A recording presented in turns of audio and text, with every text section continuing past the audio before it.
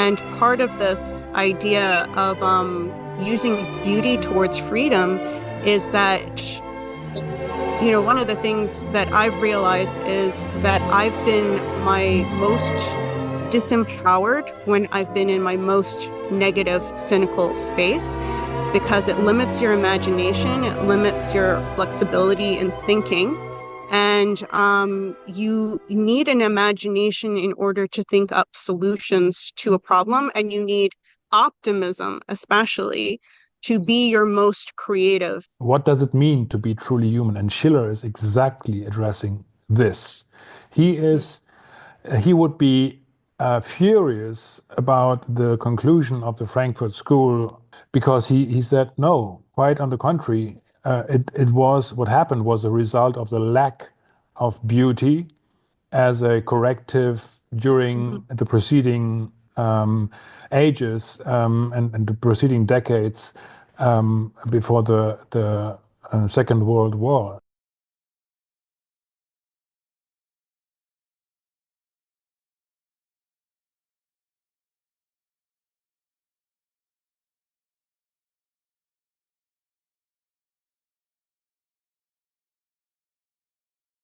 Welcome, everybody, to the latest Fireside Chat. I'm your host, David Gosselin, and I'm here with two new and very distinguished guests. We have here Cynthia Chung, who is the director of the Rising Tide Foundation, a journalist, and writes on all sorts of topics, which we'll be able to jump into.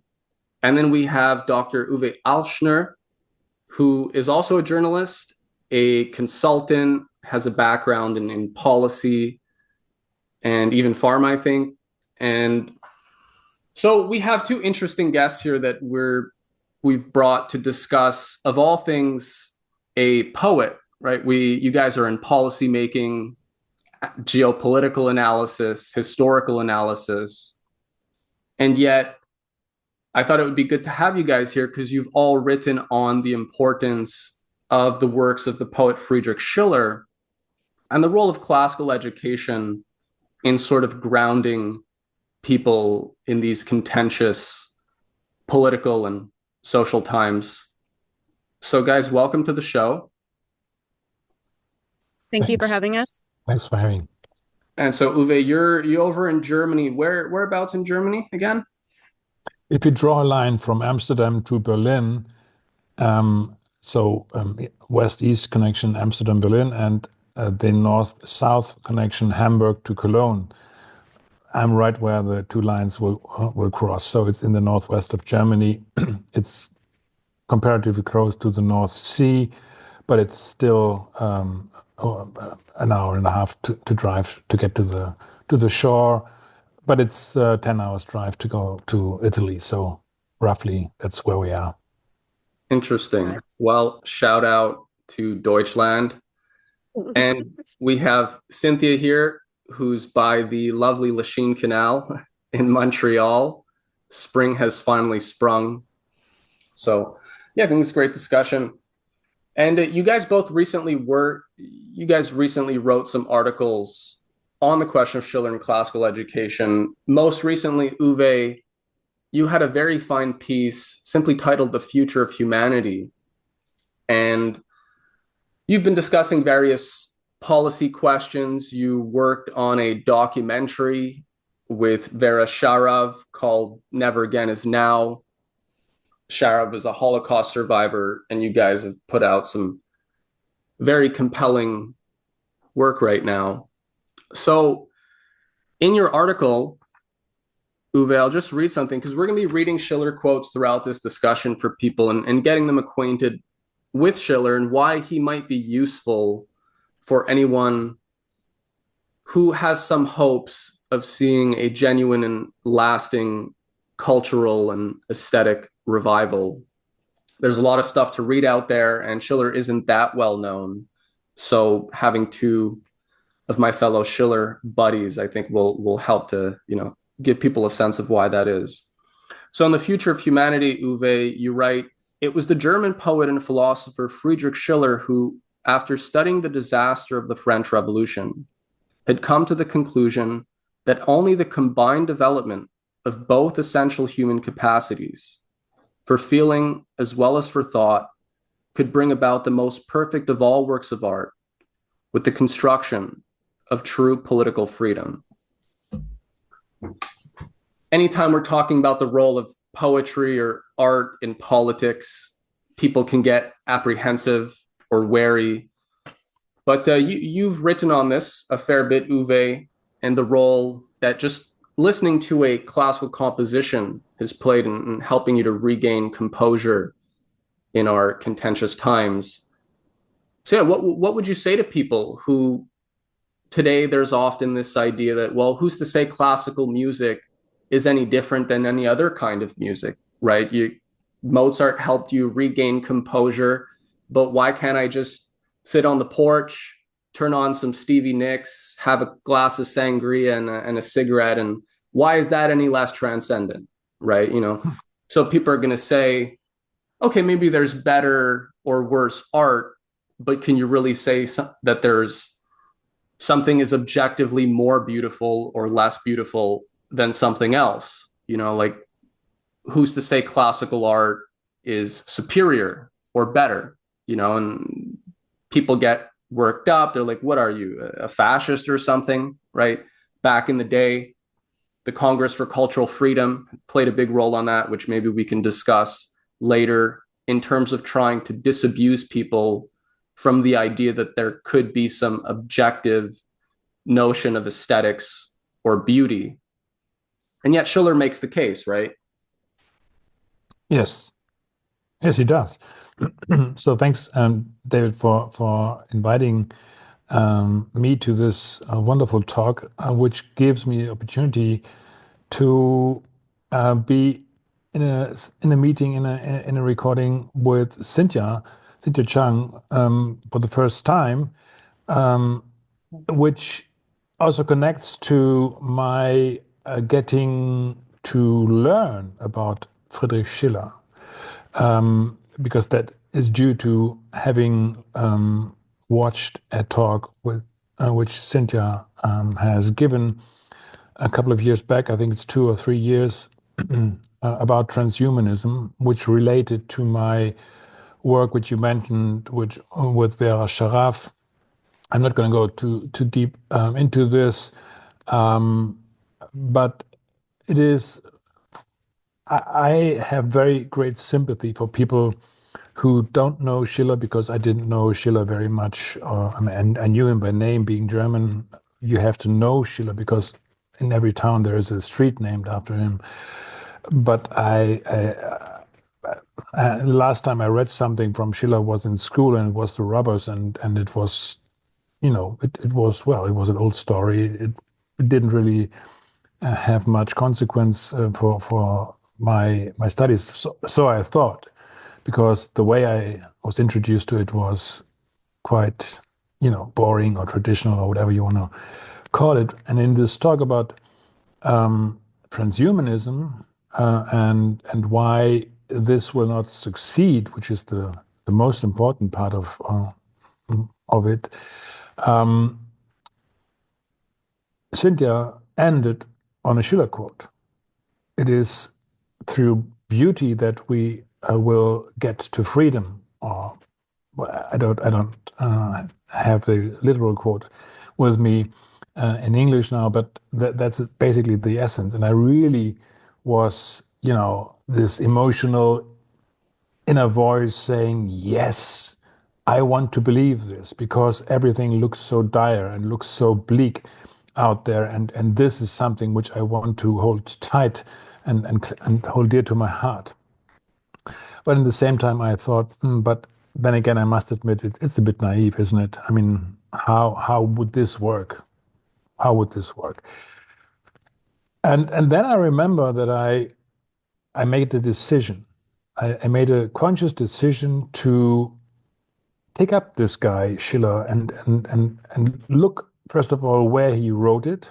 It's in a very, quite a little elaborate piece on the aesthetical education of man, which I really recommend people read, but not to expect to make any sense of it too soon, because it's at least for me it was quite a challenge.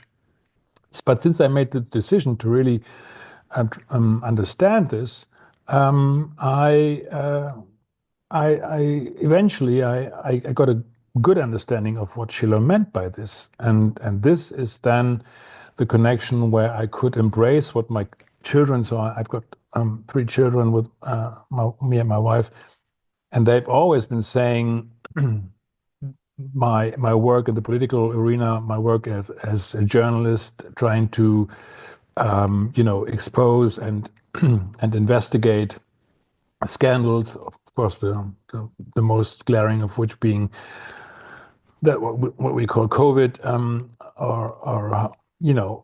this was something which was very depressing. It was, in fact, the way how I got introduced to Vera Sharaf via this work. Again, this is just to say that my children said, why are you doing this? You don't do it for us. This is something which is a burden on you. It wears you out. Don't dig into this negative stuff for us. We don't want you to do that. And here with Schiller, I had something which was beautiful, and it was even emphasizing the importance of beauty and classical art to get to freedom, which of course is what we all wanted, wasn't it? I mean, we wanted to have our sovereignty, we wanted to have our freedom. But what is exactly freedom? I mean, it's a very well used word, but like with beauty, many people have many definitions of what freedom means. So this was the starting point, and it was, as I said, 2.5, 3 years ago. So I'm newcomer to this party. I cannot say that I was very educated in terms of classical art or even Schiller. But since then, this conscious decision has taken me very far into this. It's been a wonderful journey so far, and I expect it to be a wonderful going forward, because it's really it carries truth, it carries beauty, and that's what one can discover. One last word before I hand over to you, David and Cynthia. Classical art. I also understand why people would have reservations about it. It doesn't really play much role, does it? On the other hand, listening to talks from the Rising Tide Foundation, which I'm really indebted to, educating me a fair bit, I've come to understand that classical doesn't mean old, doesn't mean irrelevant. It just means timeless. It is something which is of timeless essence, which is something which you can understand from reason, and this is something which eventually will define its classic quality, because there's something in it which will last through all the modes and fashions which one has come to experience from art and all this business during my lifetime, at least. Right.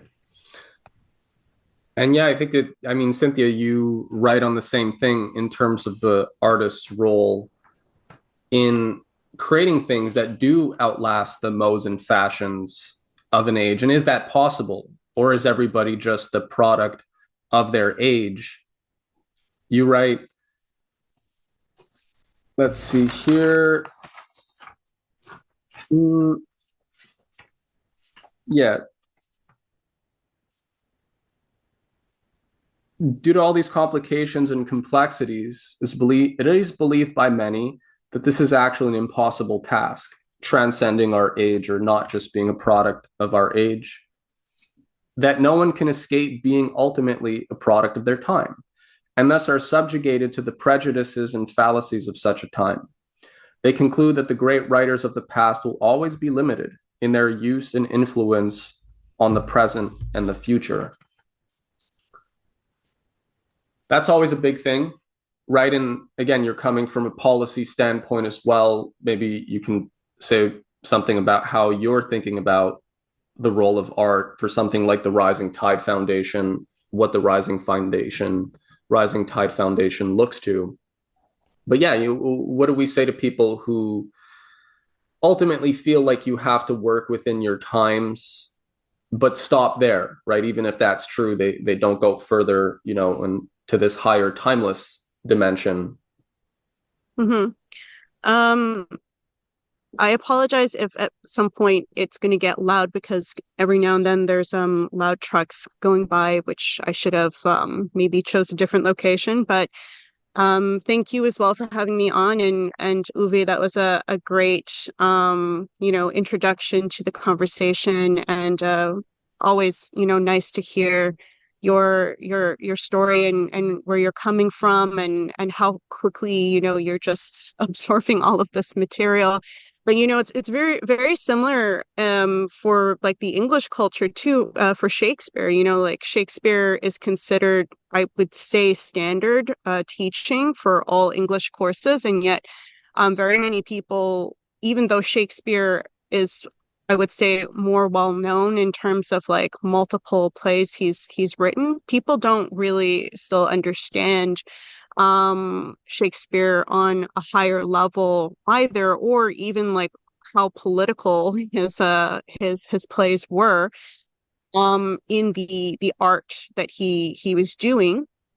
And on that note too, even like classical music, Beethoven, Mozart were incredibly political people, and you can say there is politics in art.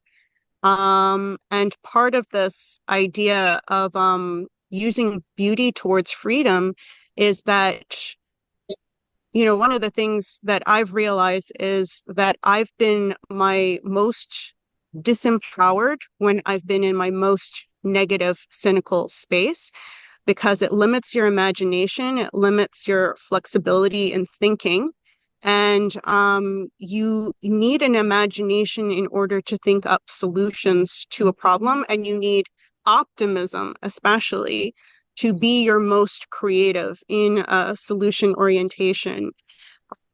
And also, when you have access to beauty, you are actually also accessing something beautiful inside yourself. So when we have a culture that denies beauty increasingly, like the Frankfurt School, especially played a very large role in this, that ugliness was the real reality, the raw reality after, the atrocities of World War II. And we had to confront this ugliness within ourselves. But we also have something beautiful. And obviously, in order to uplift yourself out of the ugliness, you need the beauty somewhere to move to. And I find it very sad that so many people can see only a reality of ugliness. You're actually denying a huge part of yourself, and you're denying a huge part of a conversation you can have with yourself. And that's like another role that art has to play, is that, we have to be able to have conversations with ourselves. A lot of people, they can't even like spend too much time alone. Like, it's weird. Like, we have a culture that's very isolationist, but people are still like, they're always on their like phone, like social media, or they're constantly like, their attention is still being grabbed by something. But to like be alone with your thoughts, like walk through a park, do something that requires a conversation with yourself, because we should all be having thoughts inside of our head, which is a form of conversation. These are all like incredibly important things to have. And that was like one of the things about the Frankfurt School that you can see has really gone into music and entertainment, is a direction towards schizophrenia. And like the Frankfurt School even, said it very outright that that was like a goal of theirs. And the CIA, the Tavistock Institute, Congress for Cultural Freedom, Esalen Institute, which Dave has done a lot of work on the subject. So your audience should have I would say, a certain familiarity with those things.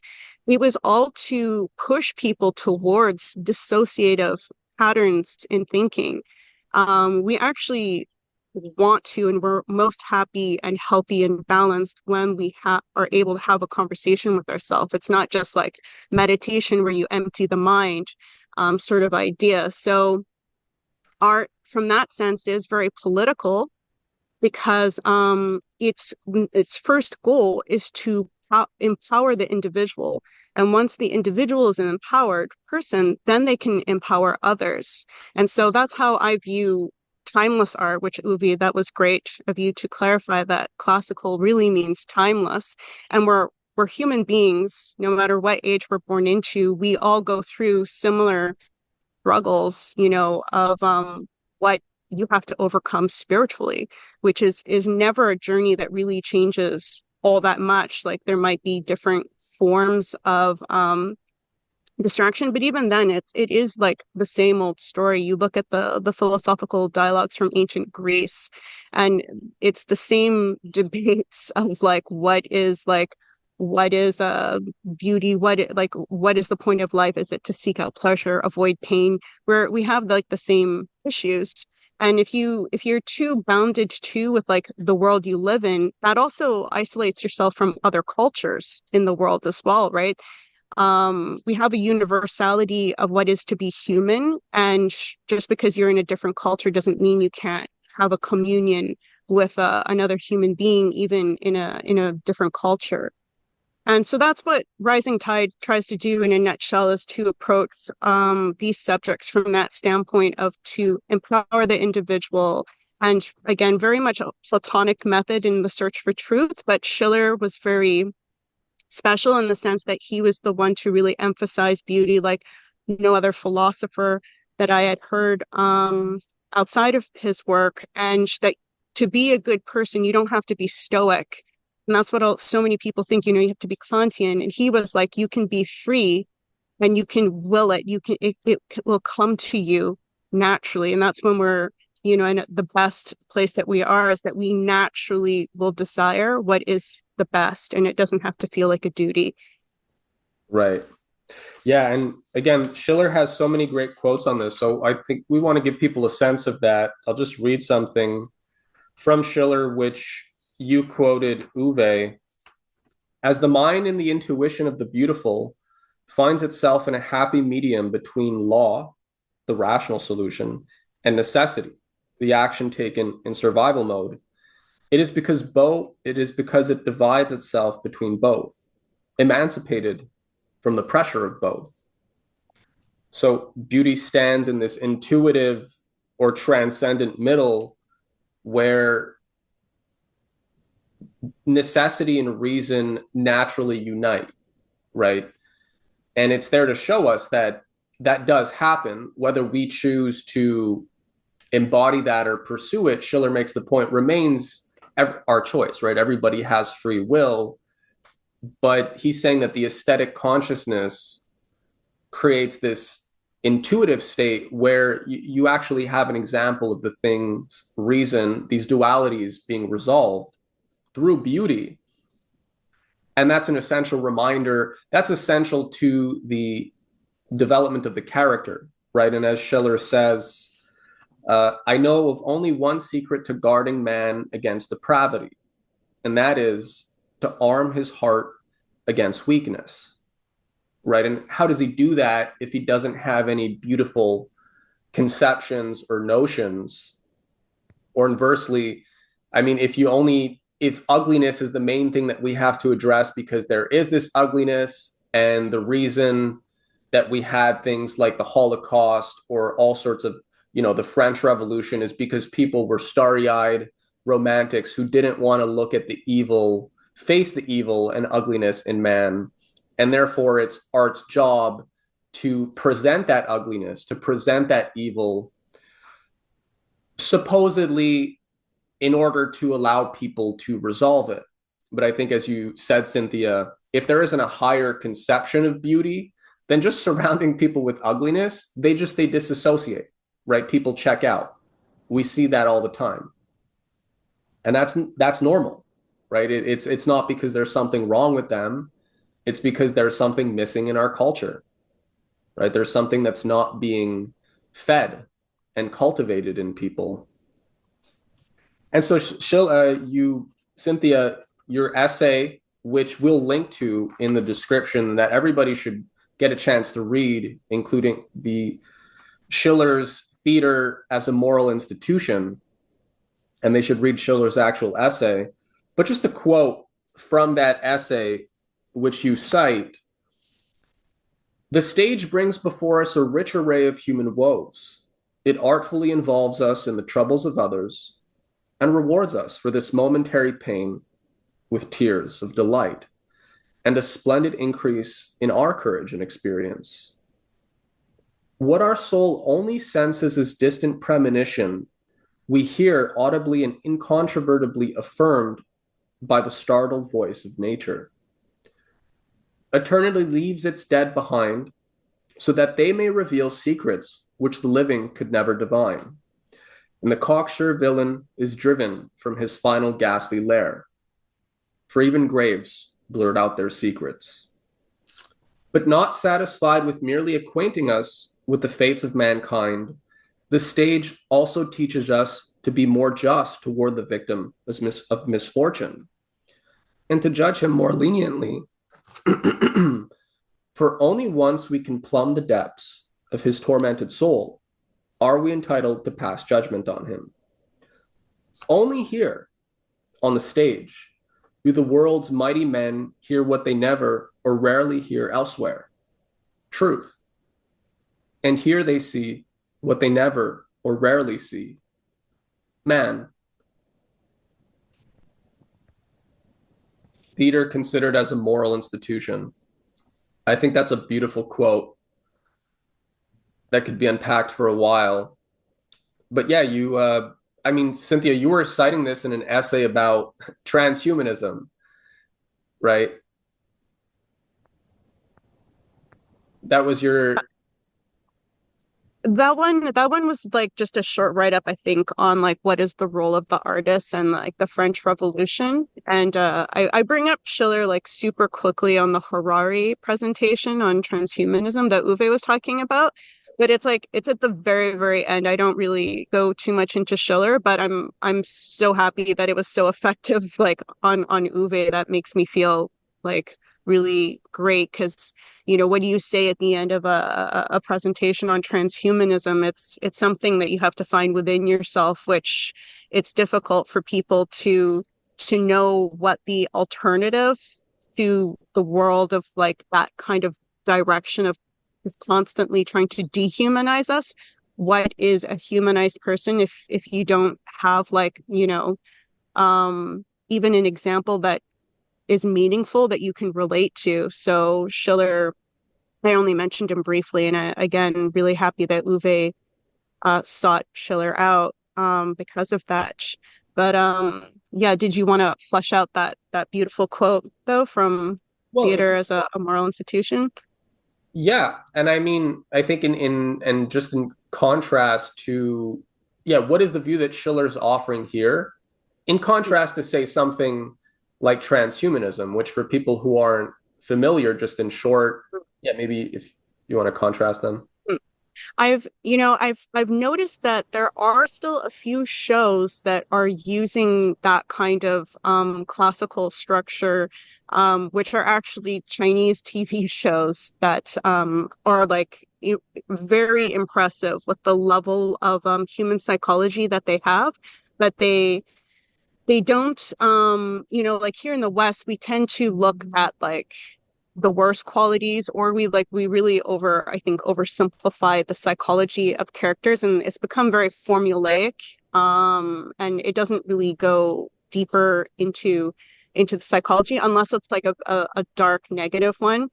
And what I really liked about that quote from Schiller, which is what all the best dramas do. So Schiller wrote these wonderful dramas that were also based on historical situations. Uwe is going to give a class, I think, soon to the Rising Tide on his Queen Elizabeth, I think, piece, right, with Mary of Scots. Are you going to be doing a presentation on that soon, or? I'm going to be talking about the importance of the 1776 humanist idea of happiness and for the situation. I think that there is someone who I'm not sure whether I'm supposed to name it, but Matthew has said that someone else will be just giving a talk a week before me, and maybe that's what you were referring to. I haven't been working too much about Elizabeth and Mary Queen of Scots so far, but it's also a very fascinating period in history. Okay, my bad. But Uwe did do a really nice class on Leibniz not that long ago to Rising Tide as well. But yeah, he's done really good dramas. Verdi has done operas off of his dramas, Right. and what you really see is like Schiller is showing it's not like an oversimplification, but at the same time, like it's like if we were to not only speak our thoughts out loud that we would normally have as thoughts inside in a good drama, but that we would also be kind of like more in tune and aware of the thoughts that were going on inside your head that are now being spoken out loud. So, you'll have like in this case, this is a Shakespeare example, but an Iago type character, right, who's speaking these really ugly monologues out loud. And some of these characters will even sometimes think about like my soul might be damned, but what of it sort of thing, because there's this kind of dilemma. If these kinds of characters were able to have like more of a communication even within their own minds and have more of a self-awareness. Sometimes characters do, but what that does is it teaches the audience about thoughts that are going on inside their own heads, like what is shaping certain currents, like what makes a person go towards villainous acts, what makes a person who has like the makings of a hero or something of like a very big status, what makes them fail ultimately through certain forms of corruption or just like being played by others. So these are all like really useful lessons, even for the average person, but especially if, you want to be going into a sort of political arena, which again is not just for like politicians. People I think really have a narrow idea of what politics is today, that it's only politicians who really need to know about politics. And I mean, honestly, if we view ourselves as living in a democracy, which most Western, people, they view themselves as proud to live in a democracy, which means you have responsibility as a citizen, right, to have a certain kind of awareness of things. And so the role of education is so that we are not just like totally clueless of what's going on. I think that's another bad habit that we formed, is that, I have to have a degree in something in order to have an informed or educated opinion of it. And that's not true. We can teach ourselves by reading up on subjects. It's not like you have to be given a grade before you can think or speak about a certain subject. So yeah, like Schiller is showing in some ways access to the mind of villainy, which he again starts off with Gosselin too, saying that's like one of the worst things, is that the average person tends to not understand what makes someone a villain, so to speak. And if you don't understand that, you also can't protect yourself against certain forms of corruption as well. As you can see in our culture, there is a kind of lack of morality. There's a lack of caring for the future, which means we're not caring as much as it used to be, stressed a lot more to leave a better world for those who would follow after us. And I think people have become so disempowered that they don't even think that that's like a possibility anymore, or to fight for a better world. But it's also to showcase a really heartbreaking vulnerability and fallibility to man, which is where we see man, from that standpoint too, so that you, even from a villain, you can see something human as a struggle, which is a failing struggle if that person ultimately becomes a villain. But it's still, we are saddened by the fact that they failed something that would have allowed them better access to something human inside of them. And that's also why we're moved by tragedy. And Schiller has done some really beautiful essays too on like why do we gravitate and why are we moved by tragedy, and heroes who will even make sacrifices. Why do we get very emotionally moved by such acts? Because nobody wants, to sacrifice themselves. And I mean, I don't mean it in a utilitarian way or anything. Obviously, if you fight for something, you're taking risks, and there's something noble about, being willing to take risks. Yeah, and here on the Sublime, there's a few things that I would like to say here. But yeah, I like the point you made where people, okay, if we're in a democratic society, that means people have a responsibility because they need to know how things work. They need to know how their society works.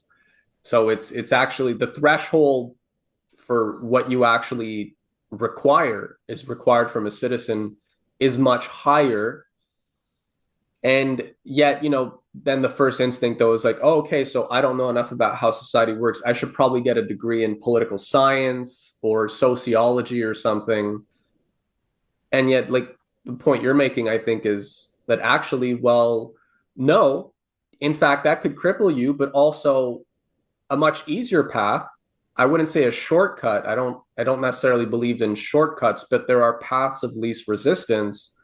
Reading classical tragedy, right? Classical tragedy is where you see axioms played out, right? You see potential, whether realized or lost, right? Tragedy gives us that degree of freedom to see the whole spectrum of personalities and characters. And so it's not prescriptive, right? Classical art isn't there to say, don't do this, don't do that, or do this, or be a good person.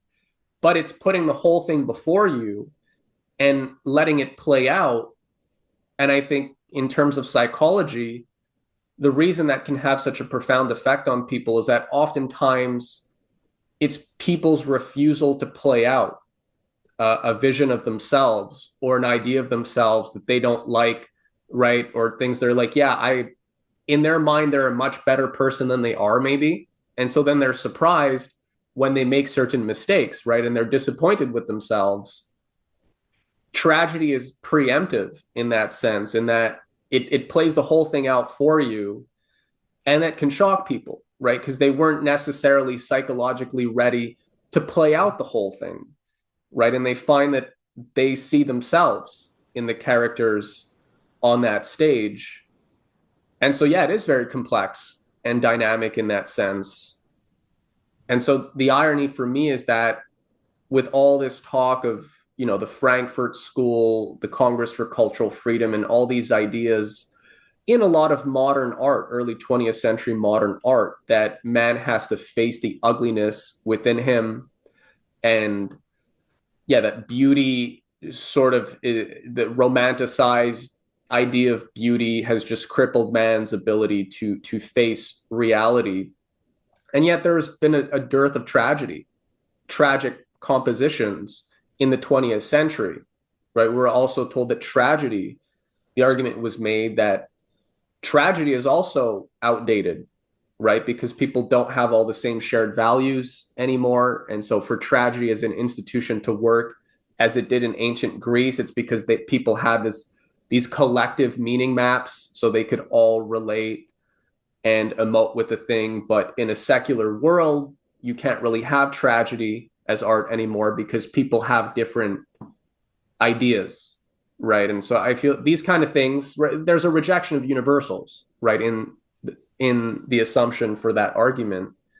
But yeah, the irony is there's been a dearth of tragedy in an age where we were told that man had to face the ugliness. And so, yeah, and ironically, tragedy I mean, I've just been reading the Phaedra plays. I read a version by Racine. I read a version by Seneca. There are other versions as well, and it's a tragedy. You know, Phaedra, stepmom of Hippolytus, Theseus's son, is in love with her stepson, and in different versions, you know, is she gonna act on it, or you know, once it's known, how does she try to cover it up?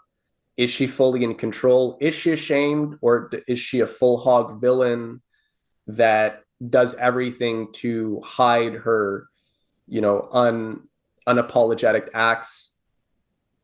They're serious and ugly and you know, intense scenarios. And yet what comes across, right, the takeaway that people get is not, oh, you know, maybe my stepmom, you know, isn't that bad looking after all, or something. You know, that's not what they get. If it's done right. So yeah, tragedy has this ironic power. And I just find it funny that there's a lack of tragedy in a world where people are constantly confronted with the evils and ugliness of man.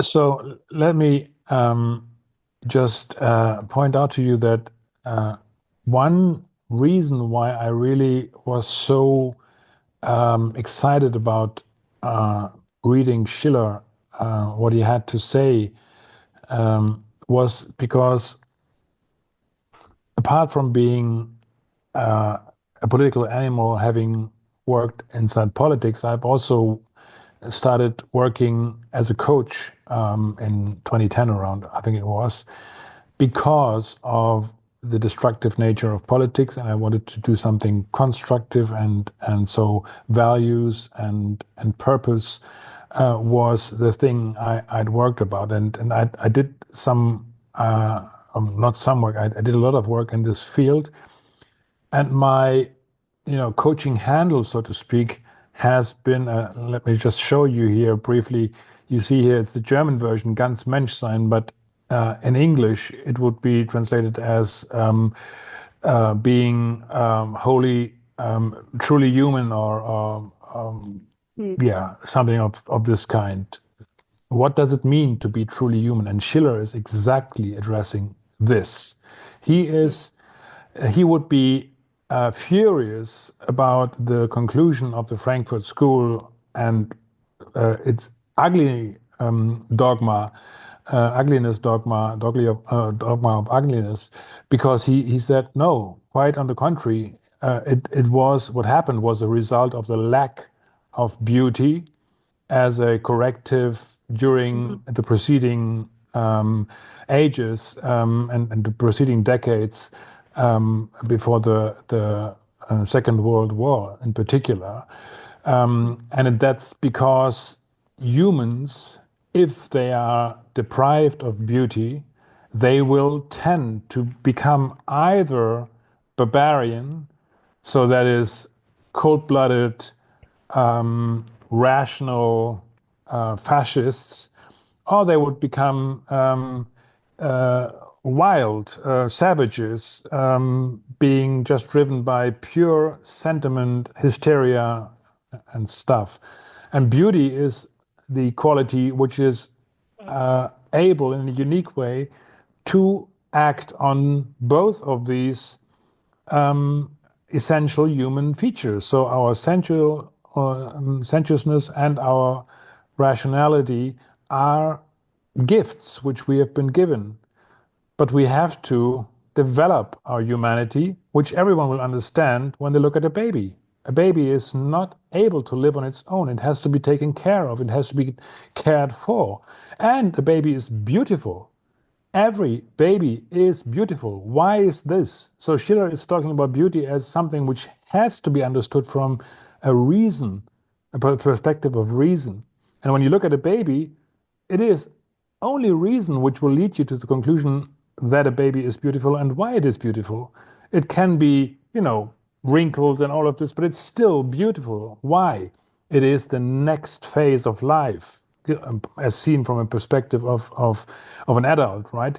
It is eternity, at least figuratively speaking, because by all means, an adult is going to die before the baby. Therefore, this is the next dimension of what life is, and therefore this is a symbol of life, and it's a symbol of beauty as well. We want to cuddle it, we want to protect it, nurture it, and stuff. And this is just one example which I have just, you know, taken randomly from the top of my head to illustrate this, what Schiller is trying to do, to say we humans, we have a need, an urgent need for beauty as something which is going to ennoble our soul, our character, and will bring about a condition in which we can fulfill our divine potential, which he's also talking about. So people have been discussing about Schiller being an atheist. No, he's not an atheist. He is very critical of church hierarchy, yes, as he is critical of other forms of despotism and hierarchy. But he's not at all atheist. In fact, he's I would say he's very, very what's the word, spiritual, or he's very, he believes in God. He doesn't believe in a particular formulation, which is also something classical, because that which Christians or Jews see, I mean, Christian and Jews, there's a difference, obviously, in the way they look at Christ, but at least they have the same, God as creator. But then look at China, where there is a different way of looking at things, and I'm talking, I'm way out of my depth here, and so I don't want to risk being an embarrassment to this discussion. But this is something which Schiller has in his work all along, to say there is an essential divinity within each human being, a potential, and we are called to develop this, fulfill it, and we can only do so by art, by classical art, by beauty. And that's something which I found so attractive and so inspiring and so easy to understand. Look, I understand when people say it's too much for me. I cannot understand it. It wears me out. I have to leave it. Okay, leave it. There's so much by Schiller which you can taste, basically, and it's short verse, beautiful poetry, but even his political writings. I mean, what he wrote about the Jesuits in Paraguay is something which is not beautiful in this sense, but it is extremely truthful and enlightening for our perception of fundamentalism and terrorism today. I mean, this is something which has been employed, and Schiller is uncovering this, putting it into a context of how do we prevent this? And the way we prevent it is by ennobling our souls, making ourselves beautiful souls. And this is something which is extremely attractive in my view.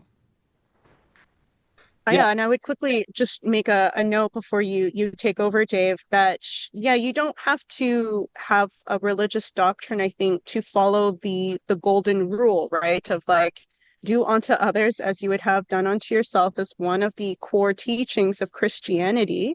And that is most certainly, I think, a positive thing that, other cultures who might not have been Christian in their orientation have also clearly shown themselves to have taken on in their best moments of civilization and culture, and to care about the future children and unborn children is also, I think, a very good standard of morality. And we can definitely have a kind of sharing, a harmonious, relationship with others who share in that disposition. Right.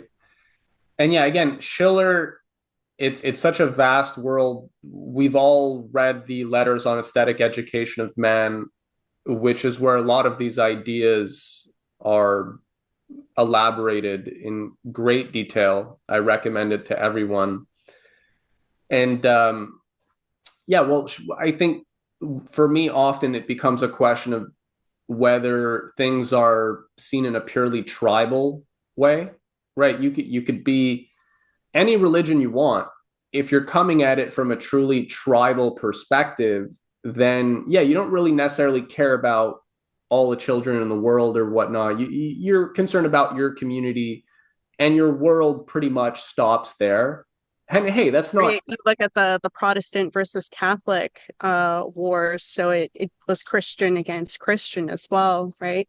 Which you made a good point actually in one of our conversations when we were just hanging out, Dave, in terms of this idea of like you can't trust a country that isn't Christian. And it's like Europe had like the 100 Years' War. There's like a war that's called the 100 Years' War that was like Christians being pitted against Christians. So, Well, there's more there's than. something further, right? There's something further that we need to look into in terms of like how we're going to live in a world of harmony and common understanding and for the common welfare sort of thing. As one of the Beatitudes says from Christ's Sermon on the Mount, blessed are the peacemakers, for they shall be called the children of God. So there's a lot of people that, and Schiller deals with this. So I don't think it's off topic, right? He deals with these questions of faith, spirituality, and man's ability to wrestle with, ultimately, when we're talking about religion, theology, we're dealing with questions of absolute truth, right? Absolute goodness, absolute beauty, absolute reason, and how man deals with these questions. And so for Schiller, he's saying, unless you have a conception of the beautiful, you're going to encounter all sorts of contradictions and paradoxes that you won't be able to resolve if you're just going at this from a purely tribal us versus them, right? And that historically we can see, what was more lethal to Christianity than these religious wars, right? The ones amongst themselves, the 100 Years' War, the 200 Years' War. There are many different wars. So yeah, and people can talk about foreign wars, but how often has it been the sort of the civil wars or the regional wars that have broken up the. Oh, okay. Well, Cynthia's going to be back. Her battery ran out. But yeah, so I think Schiller is saying that unless we have a conception of beauty, you're not going to be able to cultivate that universal taste, if you will, or aesthetic for seeing the humanity in something in the multiplicity, right? In something that seems a grouping that seems very different from yours, and how you resolve that multiplicity. And that's a very superficial level, right? Because people say, well, there are clear differences, and there are. But again, how do you deal with those differences in art? You alluded, Uwe, to, if we look at Chinese classical culture, I mean, you're going to find a lot of similar principles that are actually going to, I think, help even, Ezra Pound was very big. A lot of Western writers historically have drawn on the classics of the East to develop their own perspectives or enrich their own perspectives. So even there's always a win-win. We'll keep it moving here. I have another quote which can just build on what we were discussing. And, on your example, Uwe, of the baby, of the child, which Schiller also, he has a great epigram, which I'm not going to remember verbatim here, but basically the child is infinite potential, is boundless potential, in the sense that the conditions, man has this boundless potential, which is then ultimately limited by every defined condition in which he acts, but it's still boundless. And so the question becomes, under what conditions can this potential be cultivated? And that's where he's saying that beauty is the crucial factor in deciding how this potential is developed. So here in the 21st letter on the aesthetic education of man, he says, As soon as we remember that freedom is taken from man by the one-sided compulsion of nature and feeling, and by the exclusive legislation of the reason and thinking, we must consider the capacity restored to him by the aesthetical disposition as the highest of all gifts, as the gift of humanity. I admit that in his potential, he possesses this capacity for humanity already, before every definite determination in which he may be placed. But indeed, he loses it with every determined condition into which he may come. And if he is to pass over to an opposite condition, humanity must be in every case restored to him by the aesthetic life. It is therefore not only a poetical license, but also philosophically correct when beauty is named our second creatoress.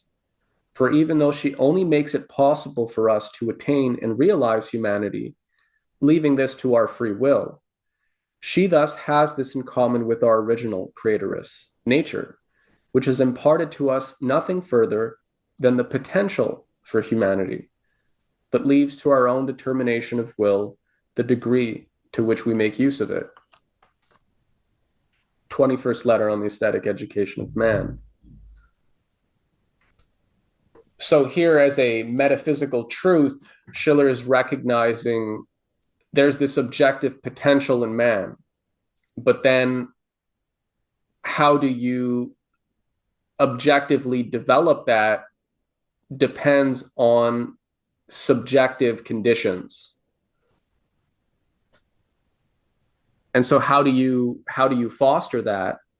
Well, again, as we said before, Schiller writes, as the mind in the intuition of the beautiful finds itself in a happy medium between law, the rational solution, and necessity, the action taken in survival mode, it is, because it divides itself between both, emancipated from the pressure of both. So yeah, in beauty, this duality between freedom and necessity is resolved. They coincide. And one of my favorite quotes from Schiller, which captures this, he writes, "But in a beautiful life, as in a painting by Titian, all of those cutting border lines have vanished, and yet the whole form issues forth the more true, vital, and harmonious." That's on Grace and Dignity. All those cutting border lines have vanished in a beautiful painting, as in a beautiful life. So yeah, I think that's very profound and useful, that beauty has this power to remind and restore, right, Uwe, at the beginning in your article and what we touched on, listening to a classical composition helped you to regain your composure. And yeah, it seems very paradoxical until we get into how beauty actually works on man.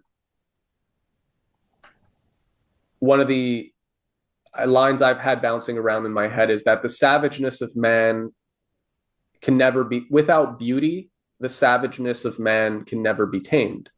But with beauty, all of a sudden you have a potential to correct all sorts of things, right? I mean, basically, what we're talking about is happiness, isn't it? Which is a very, very interesting term. It's a very interesting concept, which of course was critical for the project to build a republic, a true republic, because a republic, if it is a true republic, is dedicated to making sure the conditions for the happiness of its citizens. And happiness in this way has to be understood as not just fun or party or whatever and easygoing, but happiness is, in my view at least, and I think Schiller saw it the same, like Gottfried Leibniz indeed always saw it to be the quest to fulfill your potential in a devout, humble way as a contribution to life, to the continuation, to the eternity of life.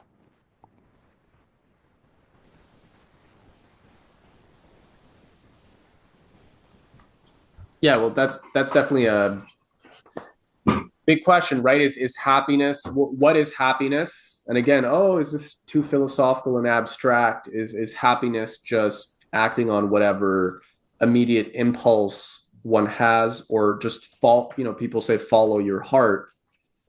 And I think Schiller would say, yes, follow your heart, assuming that you know how to develop, right, and cultivate the necessary faculties to do so, right? There's an intuitive power that man can't ignore if he's to be creative and if he's to be happy, if he's to act and live with ease, right? And freedom, even in difficult situations, right? To make sovereign decisions rather than just being a product of his time.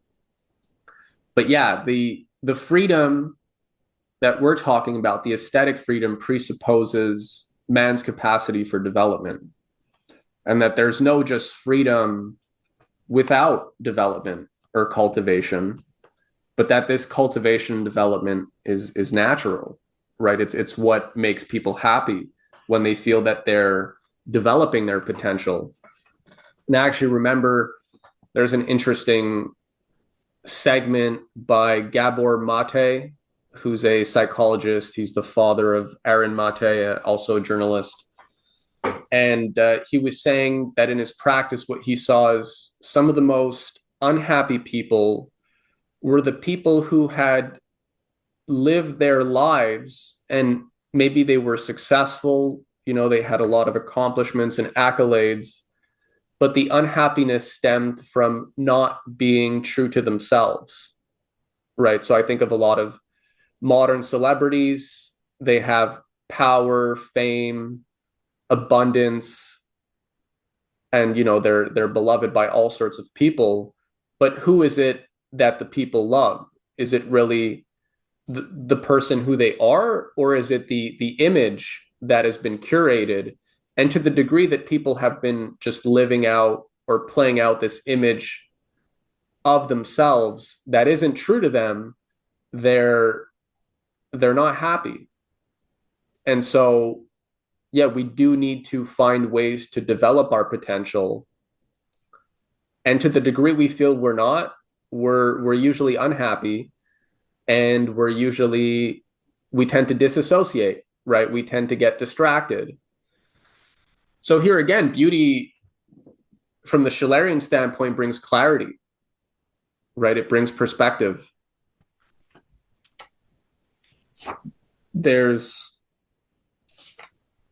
I'll read one quote and then let you guys respond, which you cite this in your essay on the future of humanity, Uwe. It's from Schiller's On the Sublime. All other things must. Man is the being who wills. For everything, the proverb says, there is a remedy, but not for death. But this single exception, if it actually is one in the strictest sense, would annul the whole notion of man. By no means can he be the being which wills, if there is even but a single case where he absolutely must what he does not will. His boasted freedom is absolutely nothing if he is bound even in a single point. Culture shall set man free and help him to fulfill his entire notion. It will make him capable, therefore, of asserting his will. For man is the being who wills. So even here now, Schiller's adding this dimension of will, right? He's qualifying this question of beauty with the question of will, which is interesting, right? What happens if you take will away? Do you really have beauty? Do you have aesthetic freedom if man isn't choosing? And arguably, at this level, going back to our opening theme about transhumanism, I think that would be on the highest aesthetic level. The refutation of transhumanism would be that it reduces man to man is basically the sum, the whole is the sum of all parts. So man is just an aggregate of different chemicals, of different impulses, a bundle of perceptions, right? And what the transhumanist world comptroller believes he can do is optimize all the chemicals, all the forces, all the chemistry in man such that he is the highest performing or best possible combination of materials. But if we subscribe to that, if we subscribe to the idea that the whole is just the sum of its parts, that there's nothing beyond that, that the whole isn't more than the sum of its parts, then there is no free will, right? It's just a question of optimizing one's feelings, which is just derived from one's chemistry and biology. And to the degree that we can engineer human beings to make them more efficient, right? Whether socially, eugenically, or otherwise, the transhumanist argument is that you'll have the best possible world if you can just optimize human beings, which are grossly inefficient from the day to day, right? That's what they'd say. But one could argue from the Schillerian standpoint that that's a very ugly conception of man because it denies his free will. And so where is the beauty? The beauty just becomes a mathematical formula, right? How do you mathematically optimize people's chemistry?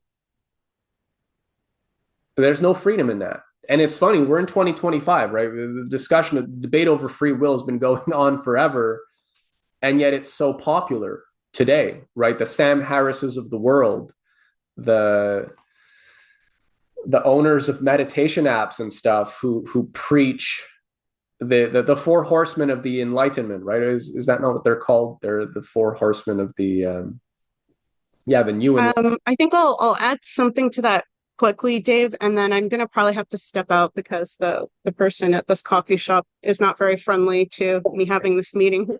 Okay.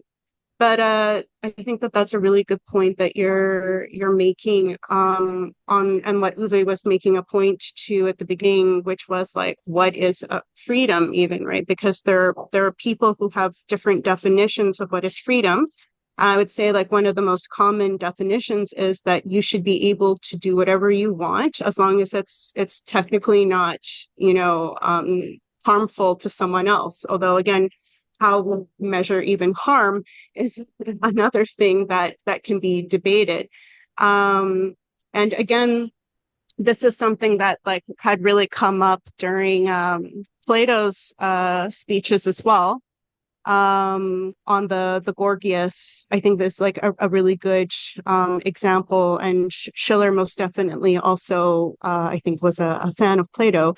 But this idea of like, Plato was making the point of a vessel that was like full of holes, and someone who is just fulfilling physical desire, it's likened to you being obsessed with wanting to just fill a vessel that will have everything that you're filling. You go to like some stream to fill up this vessel.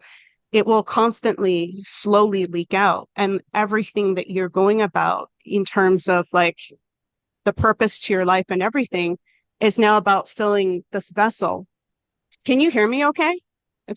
Yeah? Okay. And so when you think about it from that standpoint, is that really to be free? Because it sounds a little bit like you're chained to fulfilling desires that are ultimately fleeting.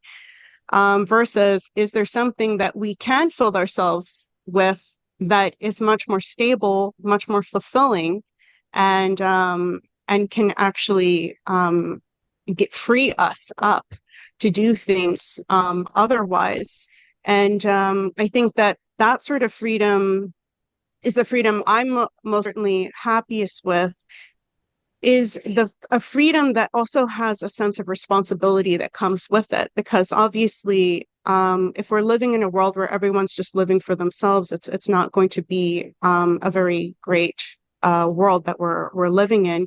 Versus if we live for common beneficial tasks, which I think we're most happy with. People tend to, want a community. They seek out a healthy community. That's like very popular nowadays as well for people who want to reject, the transhumanist or overly technocratic or whatnot. They feel that there is something that's being lost about a kind of human dialogue.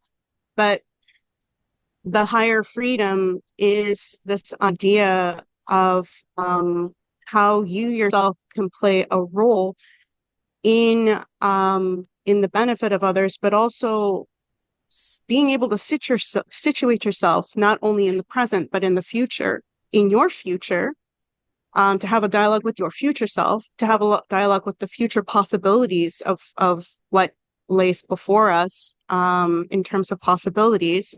And that's what the greatest minds do. And that's why we continue to read them, because they were able to influence things that rippled throughout time. And I think that that's obviously a very powerful form of freedom, freedom in action, and to just live moment to moment, which is something that has been taught. It's a popular teaching, is actually really restricting from that standpoint, and ultimately does not free you to higher tasks.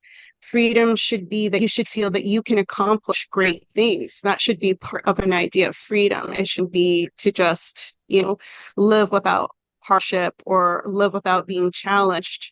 So I think, again, that Schiller offers such a beautiful concept of a form of empowerment that actually comes very easily to us when we have access to optimism through beauty, which is also, beauty in truth, beauty in ideas that we can shape ourselves. Hopefully that wasn't too much of a rant. No, I think that's useful. And just there are different people often think of freedom as license, right? If we think of the more Benthamite or Enlightenment ideas on freedom, or romantic ideas on freedom, right? One is just sort of following your heart, following your immediate impulse, do as thou wilt. And the other Enlightenment idea is more of a rationalistic, logical one, where basically you're supposed to just follow a logical, deductive line of thinking, and whatever is concluded there is pretty much what the right thing is. And so you're supposed to just follow that rationalistic line of thinking, regardless of what your emotions or your heart says. So both are dangerous, right? Because one assumes that man is supposed to just do his duty no matter what. But we know that when man is faced with serious challenges or doubts, he'll tend to go with what's in his heart, right? So the question is, what's in people's hearts? Because even if you can rely on rationality 80% of the time, often it's those decisive moments where there needs to be a special kind of fortitude or insight or vision that will allow you to leap over the chasm before you. And you need some heart for that, right? There has to be the sufficient strength or vigor or vision in your heart that you can pursue if you're going to leap over these chasms. So that's also a question of freedom. Do you have the freedom to do that? Do you have the freedom to be in a dialogue with, as Cynthia said, your future self, the future of humanity? And does that impact what we're doing? And how does that impact the heart versus just following one's Kantian duty at any given moment and emotionally being quite very limited, right? Very stifled. So yeah, there are many different ideas of freedom, and So, freedom. so, so let me, because I'm almost bursting to get it out. And we've been now talking about freedom and about the heart, but we haven't mentioned yet love, which is something which is extremely important for Schiller.